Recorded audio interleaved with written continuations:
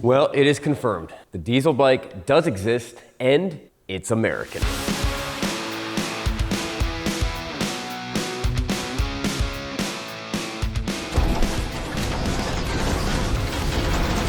So, there's kind of a mystery behind this motorcycle, and we're still trying to figure out a lot about it. As of now, we know who made it. We think it's a guy named Terry Martin.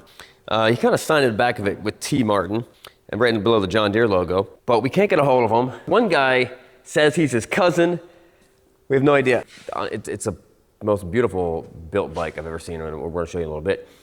But you would think this took years to build to really dial in. Apparently, it was built in 30 days, which almost blows my mind away. It's not a John Deere. It's a 1978 Harley-Davidson Softail with an FXRS front end to it. It's a very comfortable bike. You know, it's got the big like king and queen seat. It's extremely comfortable. It's got the buckhorn handlebars. The only thing that would make it more perfect is if I had like a backrest right here, I could just kind of kick back. Now, safety was not a huge priority because, you know, not only do you have the open primary, you know, it's of course a dry clutch. You have the open primary, which is, you know, was a questionable decision. I'm not a huge fan of it. I do think it looks cool, but not really what I would prefer to ride, but I don't mind it. But when you come down here, you also notice how much customization happened to put this, to make this, this tractor, this small tractor motor, 3-cylinder turbo diesel engine, to make that to a Harley-Davidson 5-speed gearbox. And all this stuff was all custom made, the primary and everything. I mean, this right here is all just one solid chunk of aluminum. They seem to really know what they were doing, and possibly a machinist. I think we were told that he was a diesel mechanic, but from looking at it, he was probably also, he either knew a machinist or was a machinist or was, you know, really dabbled in engineering himself. If you come down over here, you see it's still using the same big giant tractor flywheel, which really makes the riding experience of this thing, you know, pretty unique because it has a ginormous flywheel on it. You know, normally a motorcycle flywheel is only going to be about this big. So what we kind of know about this bike, we don't know very much, is that this is a Frankenstein bike. Parts of it are FXRS, parts of it are, you know, 90s Harley stuff. This whole middle section was completely customized. If you come over here, you can see that like this was obviously not, this is not Harley part, but they dropped it down to put this oil pan in there, which is a, you know, tractor size oil pan. This thing probably carries maybe, I don't know, 7 quarts of oil or something, which would mean that you would never have to change oil for the life of the bike. It is a Softail, but did it start its life as a Softail? It started its life as multiple different bikes. But what we do know is that it was put together really, really, really well. Now, depending on what year you want to say this bike is, whether it's an 80s or a 70s, it's got parts from both of them. This engine is probably smoother than the engine that would have came on this bike from stock. It's definitely smoother than the Evo. It's definitely smoother than the Panheads. But the coolest thing about it is just the level of detail. Now, when we do custom builds on the Bikes and Beards YouTube channel, you know, they're just made to last like for the video. They generally don't last very long. Whoever did, I mean, this was completely taken apart, completely painted in John Deere green, and just everything dialed in, even from down to these fins. And surprisingly, the bike works extremely well. In a second, I'm going to show you how easily it fires up. But just even little stuff like building this little battery box. You know, tiny little custom built battery box. Battery sits in there, easy to get to. Pop that. This is not a Harley battery box. We don't exactly know what this is, but we can test it. But I'm pretty sure that this is for the glow plugs. The way we would test it, we would press that button and then go here and put a multimeter up here and see if we're getting power. These are the glow plugs right there. Now, you might be wondering, this engine did not come out of a John Deere. John Deere never used Daihatsu. It's a 3-cylinder turbo Daihatsu. It's like a 950, and it's gonna be pushing around somewhere like mid 30s, mid to high 30s horsepower. And then we don't know really torque numbers, but probably somewhere around 60 to 70 foot-pounds of torque, that's plenty for a motorcycle. This thing has done 83 miles an hour. I've personally done 80 miles an hour. Don't think I felt really comfortable going too much faster. But the claim is, we did see a post online where the guy who built it's like, I've done 83 miles an hour, and I believe him. Check this out. This is exactly what you would expect to see on a John Deere themed, the little tractor flap, so water doesn't come down into it. So I always wondered, and maybe you have too, and the big question on my mind is why they don't make diesel motorcycles. I mean, they have in the past. When I say they've all been custom. And actually, let me show you the only other example that I know about, and that's sitting over here. With the military, kind of a flop of a motorcycle. This was built by, this is the KLR diesel, and it was built by Hayes Industries. They only built about 100 of them. They run great. The problem, it was a modified KLR to run off of diesel. I mean, it ran good, but the problem was, stuff in the military, if it's not being used, it's just sitting, and it's sitting for a long time. And the average person didn't know how to get it fired up, and they broke, and actually when we got ours, it was broken.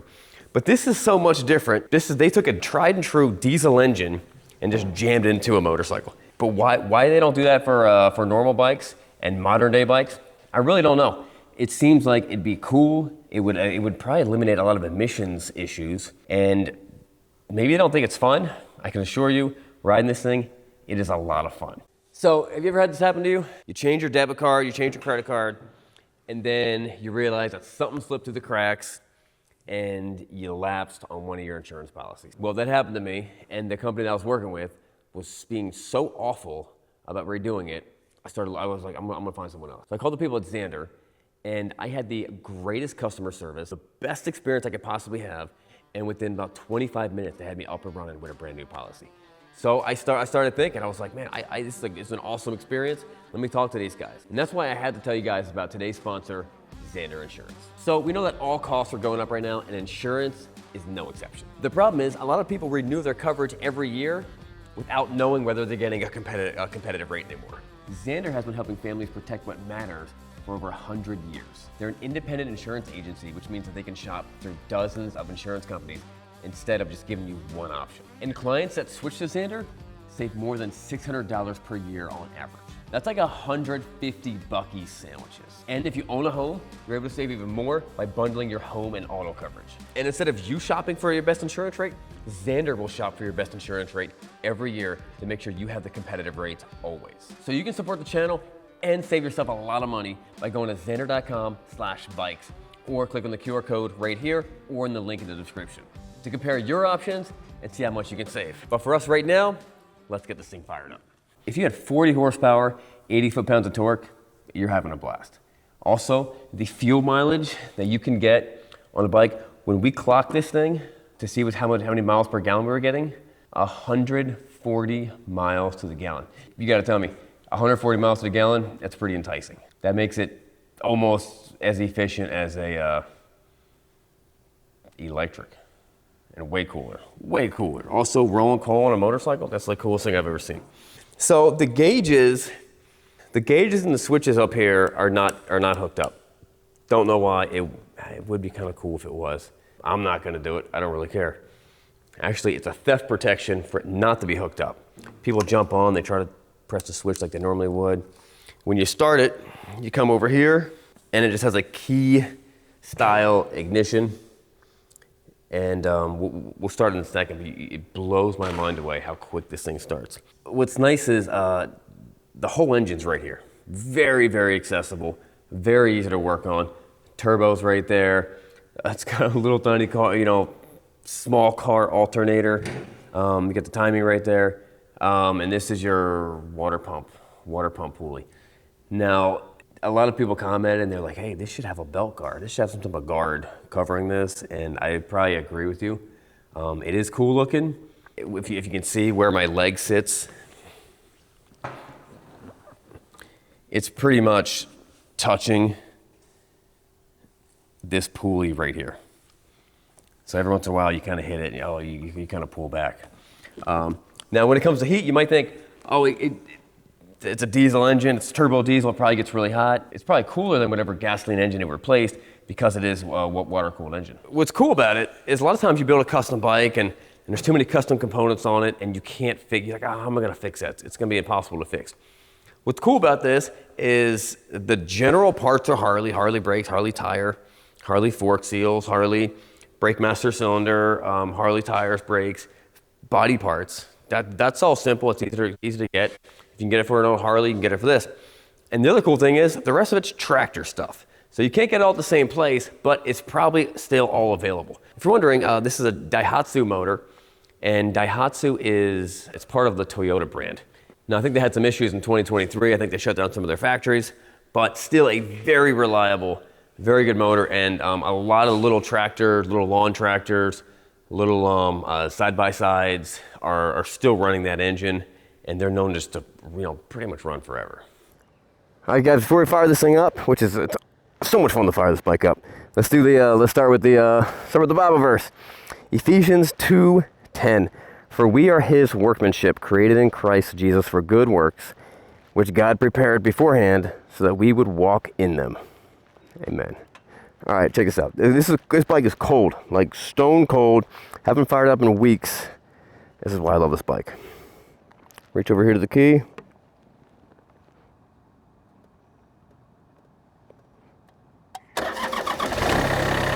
That's it. Instantly running awesome. So hopefully I'm gonna try to do a really good job at describing what it feels like to ride this bike. Now the buckhorn handlebars they're great for fast, for like driving, but with slow maneuvers, I really like, it jabs my elbow into my side. But other than that, pretty great. Now, when we got this, I connected with one of my diesel mechanic friends, Jim, and we wanted to crank up the power a little bit. Well, yeah, we wanted to crank up the power. We wanted to crank up the black smoke. And we did a great job at that.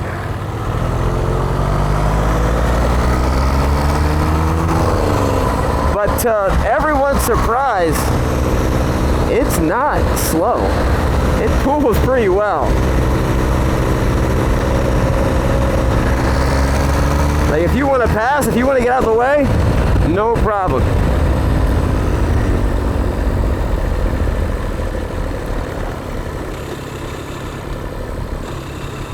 Because torque is the name of the game. You need some of that good torque.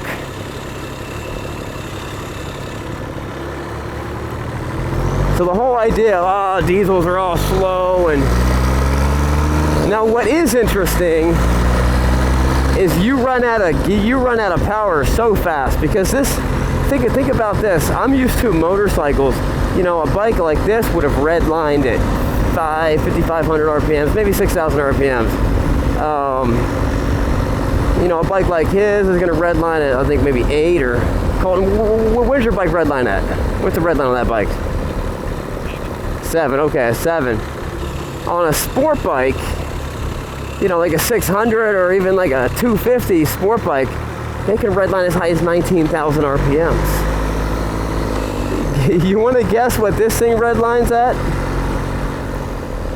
Let's jump on the highway, Colton.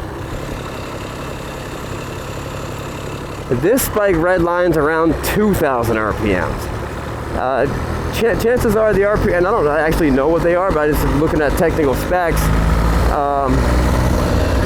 The RPMs go somewhere from like 600 to like 1900 RPMs.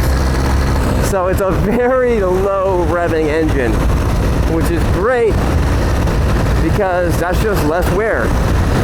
Think about this, and this is one of the reasons why diesels last so long. The other reason is that they've got lubricant in the fuel system. So the fuel is helping lubricate the top of the engine. If his bike's doing 5,000 RPMs and does 100,000 miles at 5,000 RPMs, my bike does 100,000 miles at 2,000 RPMs. My bike has had more than less of the energy used and the wear on my bike than his bike. Which is why, once again, it blows my mind. Why is diesel motorcycles not a thing? I think it totally should be a thing. But you can see I'm cruising on the highway. How fast are we going? We're getting off here. We're going 60 miles an hour. It feels great. Now I've gone faster. 70 felt good too. But what just blows my mind is how dialed in this motorcycle is. You can tell the guy before, actually he put miles on it. I saw in an article that he wrote, once again, we've not talking to him, but we were finding traces of information about this thing over the internet. I saw in an article that he built this thing. He used maybe a Yanmar engine or a small Kubota engine, and it wasn't powerful enough. So then he switched it out with a Daihatsu, and then he's like, me and my wife can ride double and we can go 80 miles an hour.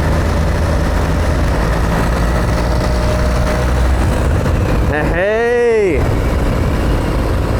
that's my guy right there. I kind of want to roll next to him and get a thumbnail next to him.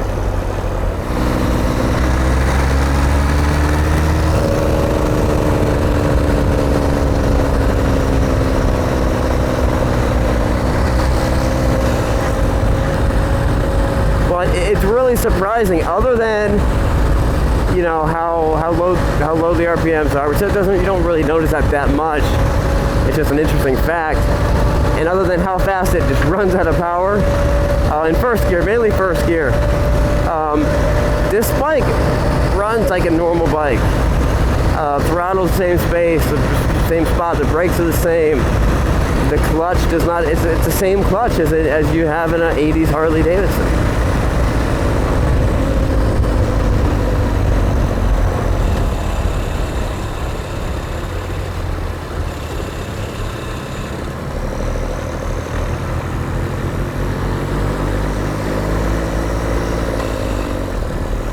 Now big old roadkill, gross.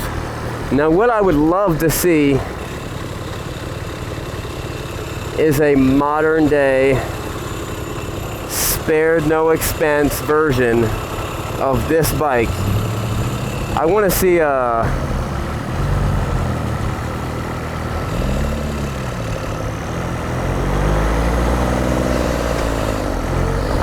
like a 75 horsepower, 140 foot-pounds of torque, 3-cylinder, maybe even a 4-cylinder, little turbo diesel engine.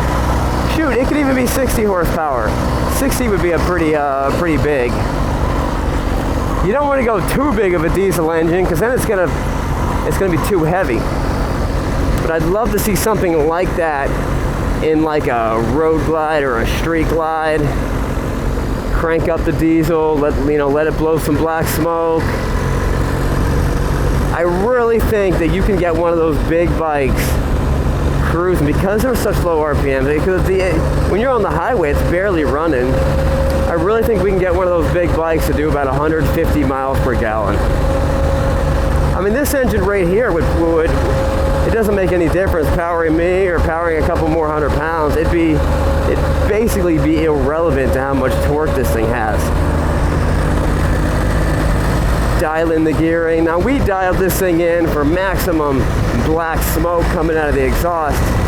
But if you dial this thing in, if you dial the bike in for maximum efficiency, man, you could probably get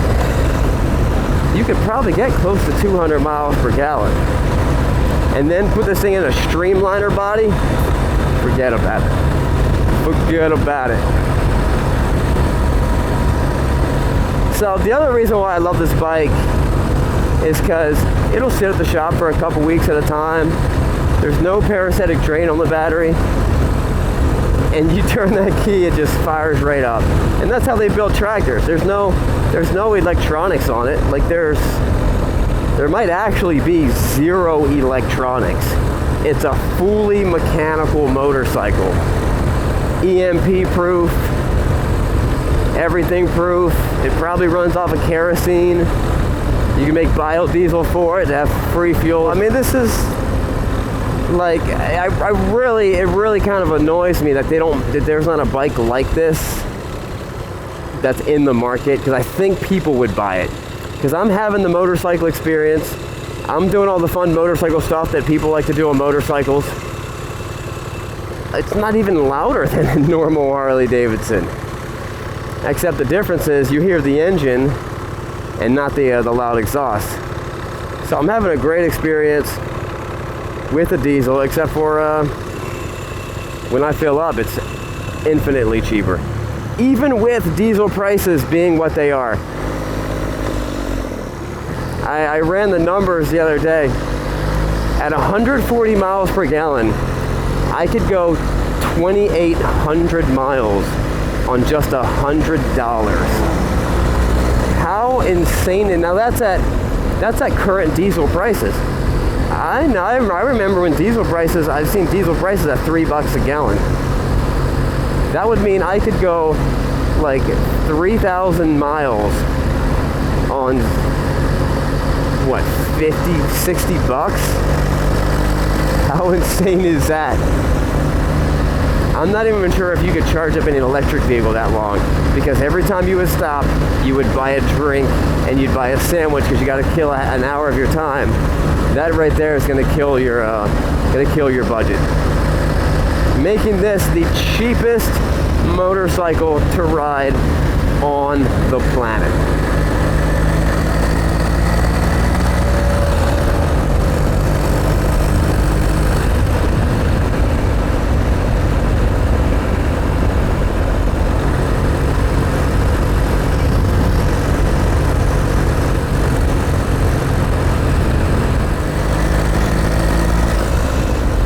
All right, now everyone's wondering what my 0 to 60 is.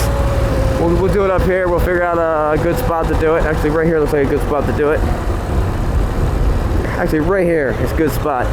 But Colton, you got to stay next to me until you tell me when we hit 60. So this is going to be a rough estimate, 0 to 60. All right, 1, 2, 3, go.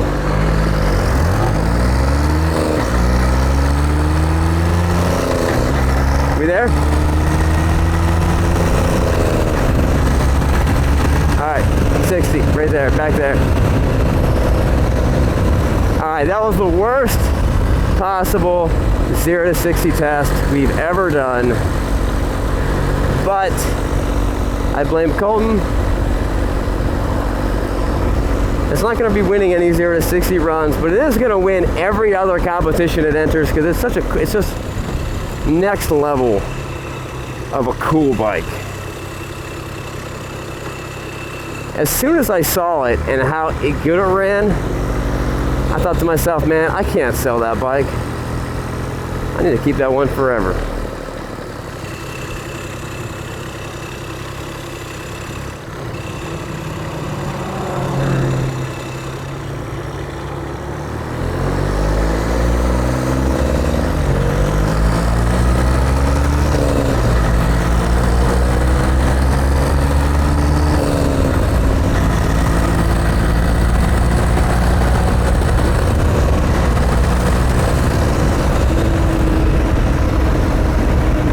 Actually, you know what? Well, you know what might make this bike a little bit cooler?